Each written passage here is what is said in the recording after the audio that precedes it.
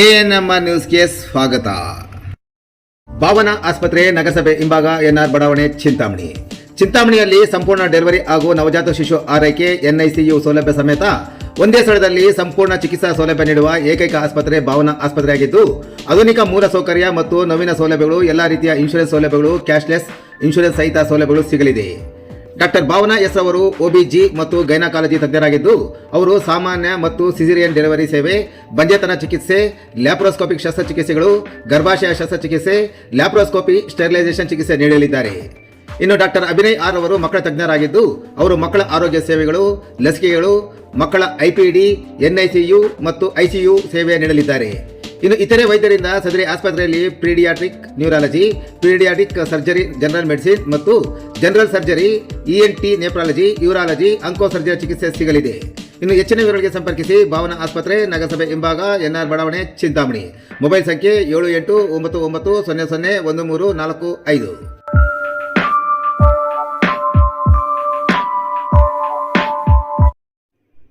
SIR ಕುರಿತು ಜನಜಾಗೃತಿ, ಅಪಪ್ರಚಾರಕ್ಕೆ ಕಿವಿಗೊಡದಂತೆ BJP ಮುಖಂಡ ವೇಣುಗೋಪಾಲ್ ಕರೆ. ಚಿಂತಾಮಣಿ ನಗರ ಮಂಡಲ ಬಿಜೆಪಿ ವತಿಯಿಂದ ವಿಶೇಷ ಸಂಕ್ಷಿಪ್ತ ಪರಿಷ್ಕರಣೆ ಹಾಗೂ ಬೂತ್ ಸಶಕ್ತೀಕರಣ ಸಭೆಯನ್ನು ಚಿಂತಾಮಣಿ ನಗರದ ವಾರ್ಡ್ ಸಂಖ್ಯೆ 22 ಮತ್ತು 24ರಲ್ಲಿ ಇಂದು ಆಯೋಜಿಸಲಾಗಿತ್ತು. ಸಭೆಯನ್ನುದ್ದೇಶಿಸಿ ಬಿಜೆಪಿ ಮುಖಂಡ ವೇಣುಗೋಪಾಲ್ ಅವರು ಮಾತನಾಡಿ, ವಿಶೇಷ ಸಂಕ್ಷಿಪ್ತ ಪರಿಷ್ಕರಣೆ ಪ್ರತಿಯೊಬ್ಬ ಅರ್ಹ ನಾಗರಿಕನಿಗೂ ಅತ್ಯಂತ ಮಹತ್ವದ ಪ್ರಕ್ರಿಯೆಯಾಗಿದ್ದು, ಕಳೆದ ಹಲವು ವರ್ಷಗಳಿಂದ ನಿಯಮಿತವಾಗಿ ನಡೆಯುತ್ತಿರುವ ಮತದಾರರ ಪಟ್ಟಿ ಪರಿಷ್ಕರಣೆ ಕುರಿತು ಕೆಲವು ರಾಜಕೀಯ ಪಕ್ಷಗಳು, ವಿಶೇಷವಾಗಿ ಕಾಂಗ್ರೆಸ್, ಜನರಲ್ಲಿ ತಪ್ಪು ಮಾಹಿತಿ ಹರಡಿ ಗೊಂದಲ ಸೃಷ್ಟಿಸುವ ಪ್ರಯತ್ನ ಮಾಡುತ್ತಿದೆ ಎಂದು ಆರೋಪಿಸಿದರು. SIR ಪ್ರಕ್ರಿಯೆಯ ಉದ್ದೇಶ ಯಾರೊಬ್ಬರ ಮತದಾನದ ಹಕ್ಕನ್ನು ಕಸಿದುಕೊಳ್ಳುವುದಲ್ಲ, ಮತದಾರರ ಪಟ್ಟಿಯನ್ನು ಶುದ್ಧೀಕರಿಸುವುದೇ ಇದರ ಮುಖ್ಯ ಉದ್ದೇಶವಾಗಿದೆ. ಮೃತಪಟ್ಟವರು, ಶಾಶ್ವತವಾಗಿ ಬೇರೆಡೆಗೆ ವಲಸೆ ಹೋದವರು ಹಾಗೂ ಒಂದಕ್ಕಿಂತ ಹೆಚ್ಚು ಕಡೆಗಳಲ್ಲಿ ಹೆಸರು ಹೊಂದಿರುವವರು ಇವರುಗಳನ್ನು ಪರಿಶೀಲಿಸಿ ಮತದಾರರ ಪಟ್ಟಿಯನ್ನು ಪರಿಷ್ಕರಿಸಲಾಗುತ್ತಿದೆ ಎಂದು ತಿಳಿಸಿದರು. ಪ್ರಜಾಪ್ರಭುತ್ವದ ವ್ಯವಸ್ಥೆಯಲ್ಲಿ ಪ್ರತಿಯೊಬ್ಬ ನಾಗರಿಕನಿಗೂ ಒಂದು ಕ್ಷೇತ್ರದಲ್ಲಿ ಮಾತ್ರ ಮತ ಚಲಾಯಿಸುವ ಹಕ್ಕು ಇರಬೇಕು. ವಿಶೇಷ ಸಂದರ್ಭಗಳಲ್ಲಿ, ಉದಾಹರಣೆಗೆ MSC ಚುನಾವಣೆಗಳಲ್ಲಿ ಮತ ನಿಯಮಾನುಸಾರ ಪ್ರತ್ಯೇಕ ಮತದಾರರ ಪಟ್ಟಿಗಳಿರುತ್ತದೆ.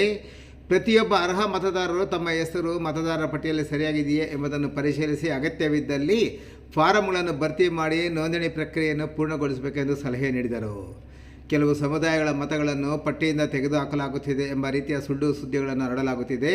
ಇದು ಸಂಪೂರ್ಣ ನಿರಾಧಾರ ಆರೋಪವಾಗಿದ್ದು, ಪ್ರತಿಯೊಬ್ಬ ಅರ್ಹ ಭಾರತೀಯ ನಾಗರಿಕನ ಮತದಾನದ ಹಕ್ಕು ಸುರಕ್ಷಿತವಾಗಿದೆ. ಆದ್ದರಿಂದ ಯಾವುದೇ ವದಂತಿಗಳಿಗೆ ಕಿವಿಗೊಡದೆ ಮತದಾರರ ಪಟ್ಟಿಯನ್ನು ತಮ್ಮ ಹೆಸರು ಮತ್ತು ವಿವರಗಳನ್ನು ಖಚಿತಪಡಿಸಿಕೊಳ್ಳಬೇಕೆಂದು ವೇಣುಗೋಪಾಲ್ ಮನವಿ ಮಾಡಿದರು. ಇನ್ನು ಸಭೆಯಲ್ಲಿ ನಗರ ಮಂಡಲ ಅಧ್ಯಕ್ಷ ಗೋವಿಂದರಾಜ್, ನಿಕಟಪೂರ್ವ ಅಧ್ಯಕ್ಷ ಮಹೇಶ್ ಬೈ, ಪ್ರಧಾನ ಕಾರ್ಯದರ್ಶಿ ಮನೋಹರ್, ಆಗ್ನೇಯ ಪದವೀಧರ ಕ್ಷೇತ್ರದ ಸಂಚಾಲಕ ನಾಗರಾಜ್, ಸಹ ಸಂಚಾಲಕ ದೇವರಾಜ್, ನಗರ ಘಟಕದ ಪ್ರಧಾನ ಕಾರ್ಯದರ್ಶಿ ಗಾಜುಲು ಶಿವ, ಯುವ ಮೋರ್ಚಾ ಅಧ್ಯಕ್ಷ ಶ್ರೀನಿವಾಸ್ ಸೇರಿದಂತೆ ಹಲವು ಮುಖಂಡರು ಹಾಗೂ ಕಾರ್ಯಕರ್ತರು ಈ ಸಂದರ್ಭದಲ್ಲಿ ಉಪಸ್ಥಿತರಿದ್ದರು.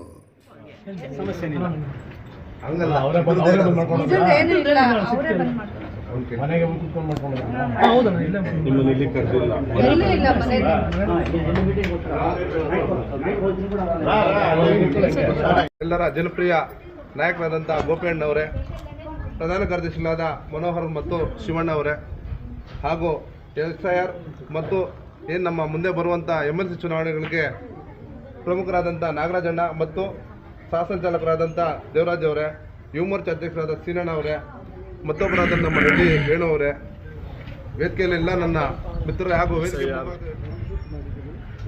ಮತ್ತು ಬೂತ್ ಕಮಿಟಿಗಳು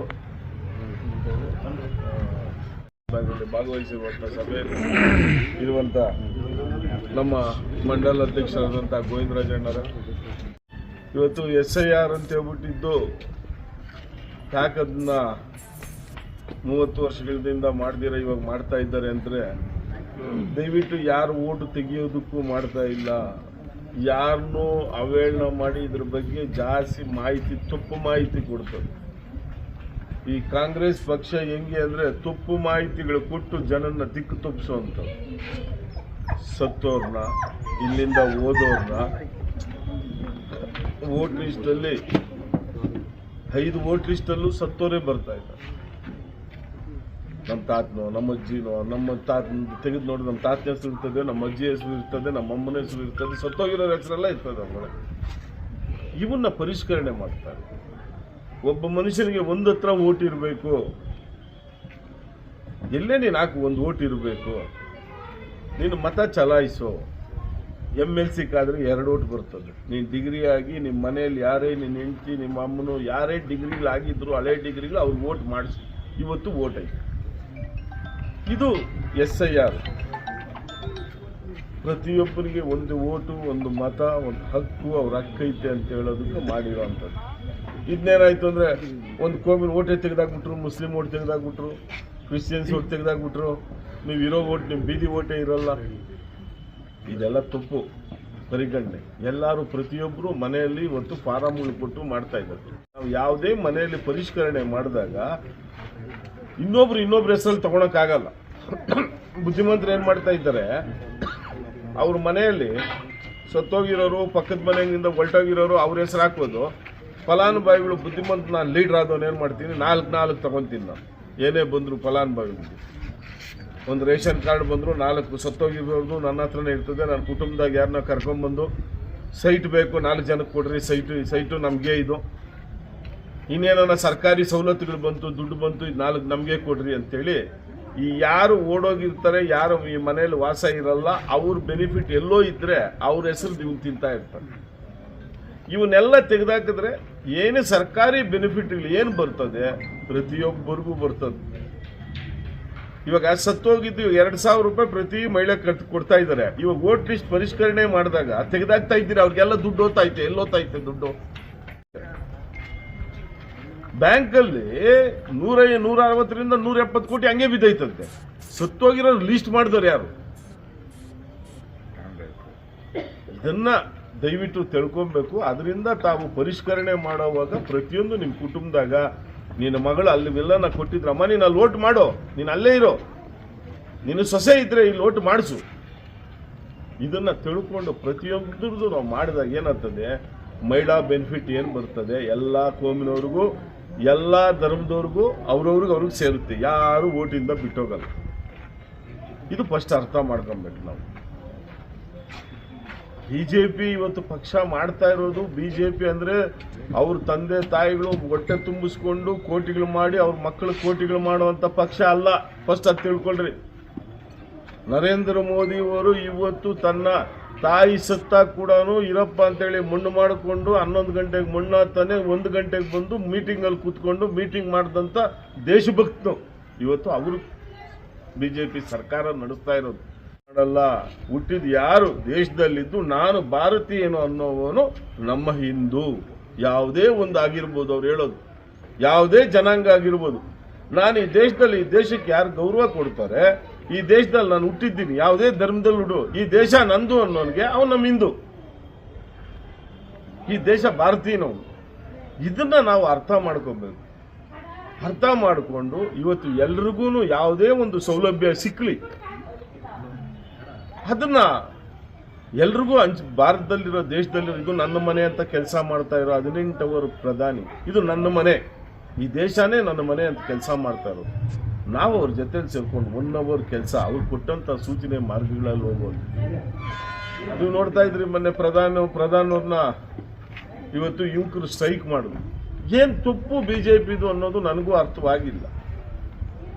ನೀಟ್ ಪ್ರಶ್ನೆ ಪತ್ರಿಕೆ ಬಂತು, ಸೋರಿಕೆ ಆಯಿತು, ಅವ್ರನ್ನ ತೊಗೊಂಡೋಗಿ ಜೈಲಿಗೆ ಹಾಕಿದ್ರು. ಅವ್ರನ್ನ ತೊಗೊಂಡೋಗಿ ಅವ್ರಿಗೆ ಏನು ಕೊಡಬೇಕು ಅನ್ನೋದು ಕೊಟ್ಟರು. ನೆಕ್ಸ್ಟ್ ನೀಟ್ ಪರೀಕ್ಷೆ ಮಾಡಿದ್ರು. ಅವ್ರು ಮಾಡಿದಂಥವ್ರು ಮೆಡಿಕಲ್ಗೆ ಬಂದವರು, ಏನಕ್ಕೆ ಬಂದವರು ಅವರೆಲ್ಲ ಸೇರ್ಕೊಂಡ್ರು. ಇವರು ಸ್ಟ್ರೈಕ್ ಮಾಡಿದ್ರು. ಪ್ರಧಾನವ್ರನ್ನ ತೆಗಿಬೇಕು ಅಂತ ಸ್ಟ್ರೈಕ್ ಮಾಡಿ ಕಳಂಕನ ನರೇಂದ್ರ ಮೋದಿ ಮೇಲೆ ಒರೆಸಬೇಕು ಅಂತ ಸ್ಟ್ರೈಕ್ ಮಾಡಿದ್ರು. ಅಷ್ಟೇ ಬಿಟ್ರೆ ಇನ್ನು ಪ್ರಧಾನರನ್ನ ಇವತ್ತು ಅವರು ಒಂದು ಯೂತ್ ಆಗಿ ಬಂದು ಈ ಪ್ರಶ್ನೆ ಪತ್ರಿಕೆ ಸೋರಿ ಇರೋದನ್ನ ಅವರು ಎತ್ಕಟ್ಟಿ ಇವತ್ತು ಆ ಉನ್ನತ ಸ್ಥಾನಕ್ಕೆ ಬಂದಂತ ಪ್ರಧಾನ ಧರ್ಮೇಂದ್ರ ಪ್ರಧಾನ್ ಅಂತ ಹೇಳ್ಬಿಟ್ಟು ಒಡಿಶಾ ಚೀಫ್ ಮಿನಿಸ್ಟರ್ ಆಗಬೇಕಾಗಿತ್ತು. ಅವರು ಬಾಲ್ಯದಿಂದ ಬಂದಂಥದ್ದು ನೆರಳು.